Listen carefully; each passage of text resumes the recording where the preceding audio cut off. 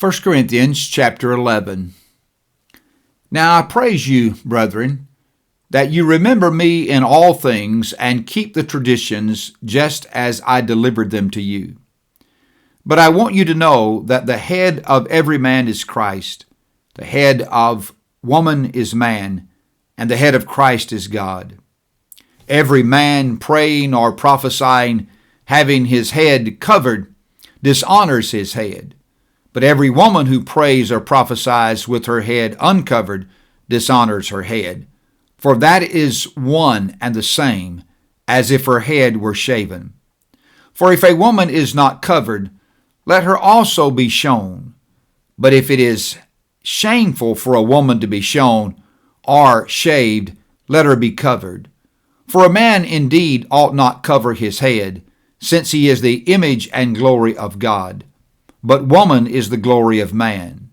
For man is not from woman, but woman from man.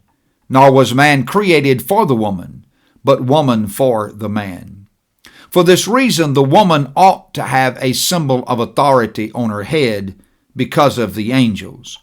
Nevertheless, neither is man independent of woman, nor woman independent of man in the Lord. For as woman came from man, even so man also comes through woman, but all things are from God. Judge among yourselves.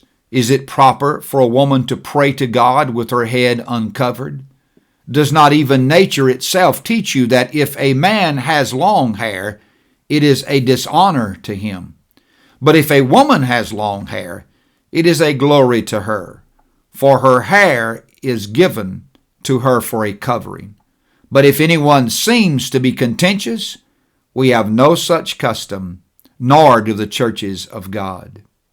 Now in giving these instructions, I do not praise you, since you come together not for the better, but for the worse.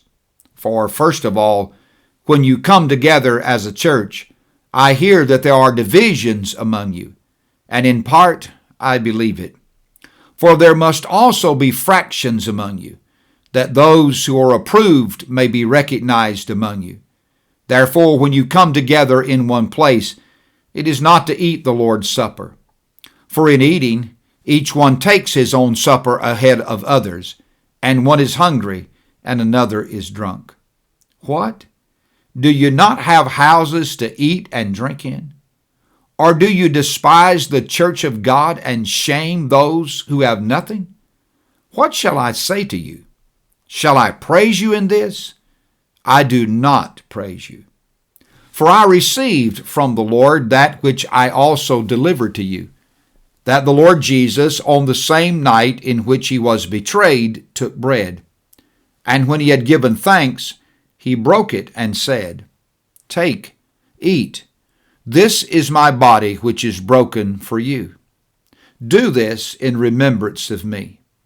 In the same manner he also took the cup after supper, saying, This cup is the new covenant in my blood.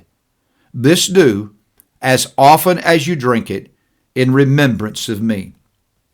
For as often as you eat this bread and drink this cup, you proclaim the Lord's death till he comes.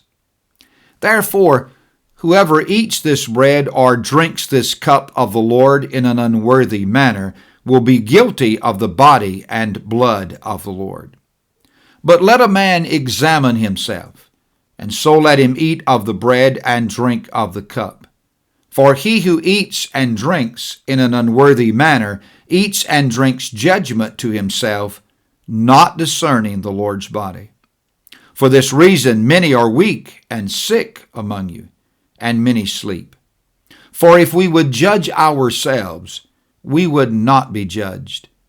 But when we are judged, we are chastened by the Lord, that we may not be condemned with the world. Therefore, my brethren, when you come together to eat, wait for one another. But if anyone is hungry, let him eat at home, lest you come together for judgment, and the rest I will set in order when I come.